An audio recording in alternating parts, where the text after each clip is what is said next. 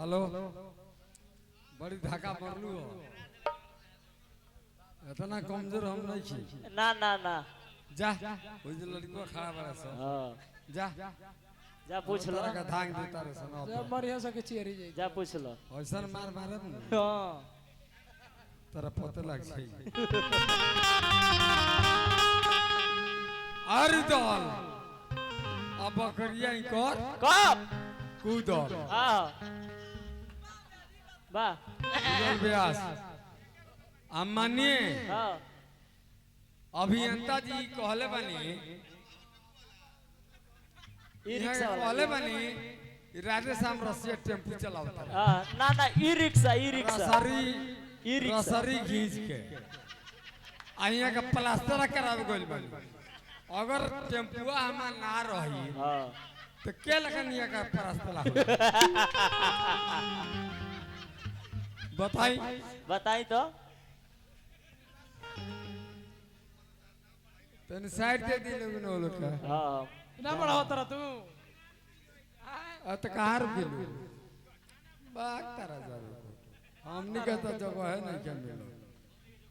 तने म्यूजिक हो जा बेटा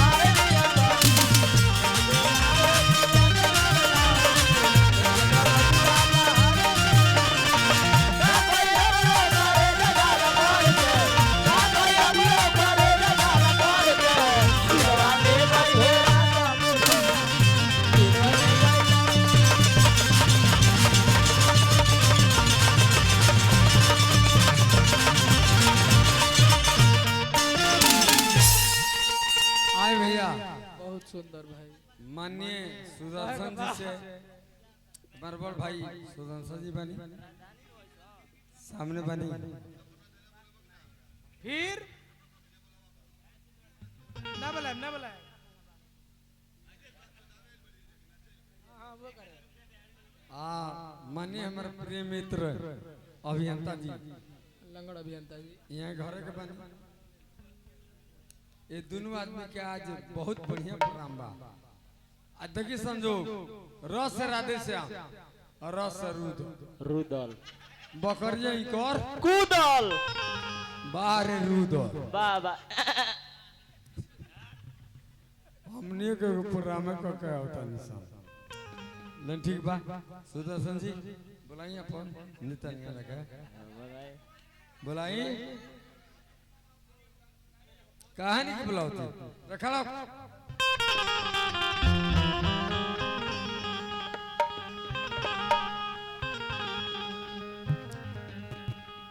ओम जयंती मंगला काली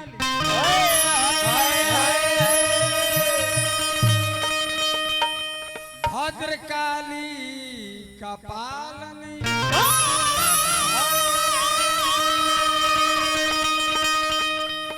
दुर्गा क्षमा शिवा धात्री स्वाहा स्वधा नमस्तुते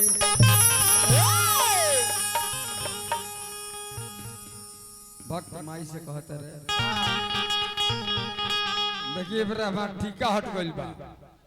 हमरा लाल पर टीका नहीं है टीका लगा दी महाराज है ना देखी तो हाँ तार मांग भरा हाँ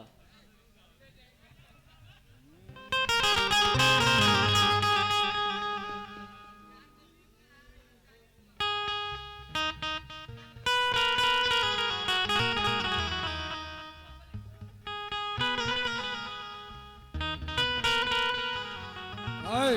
अब है ना तारा का थोड़ा देर खतरा हाँ कुछ मानता नहीं हाँ सुदर्शन जी रहुओ के अभियंतो जी के मानता नहीं दोनों आदमी के पर हम सुनिए के जाए लेकिन तारा का मानता नहीं साइड रहो तू हो न जा अरे तुम ही हो माता पिता तुम ही हो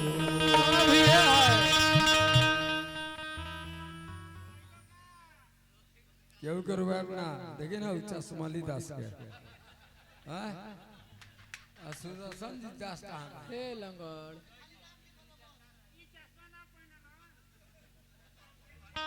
अरे तुम ही हो माता अरे पिता तुम ही हो आ तुम ही हो बंधु तुम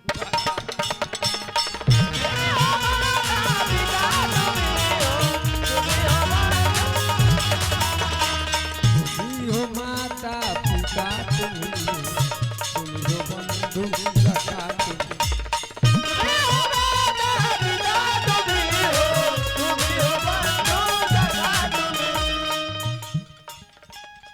कितना नजर से देख रहे हैं सर हाय हेलो कर दीजिए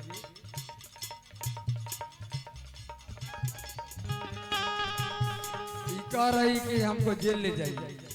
तो जाओ भाग तुम ही हो माता पिता तुम ही हो बंधु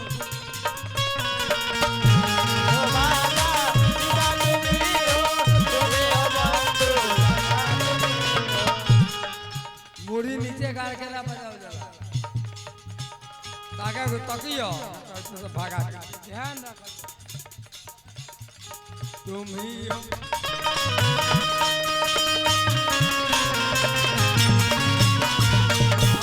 तुम ही हो नैया अरे तुम ही खेवैया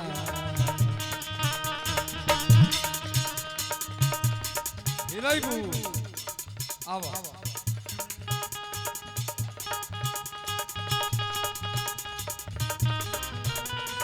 तुम ही हो नैया तुम ही खेवैया तुम ही हो बंधु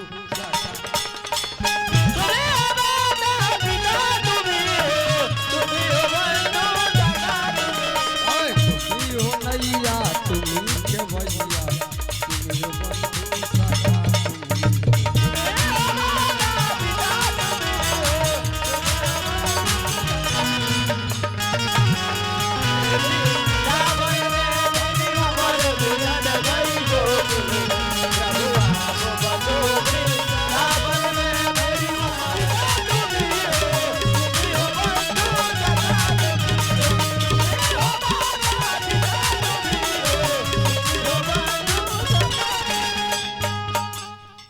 खिल सके ना ओ फूल हम हैं तुम्हारे चरणों के धूल हम हे प्रभु जो खिल सके ना ओ फूल हम तुम्हारे चरणों के नाई धूल हम जो भी ओ फूल हम तुम्हारे चरणों में हम तुम ही हो नैया तुम ही खेवैया अरे भजन बा तुम ही हो नैया तुम ही खेवैया बंधु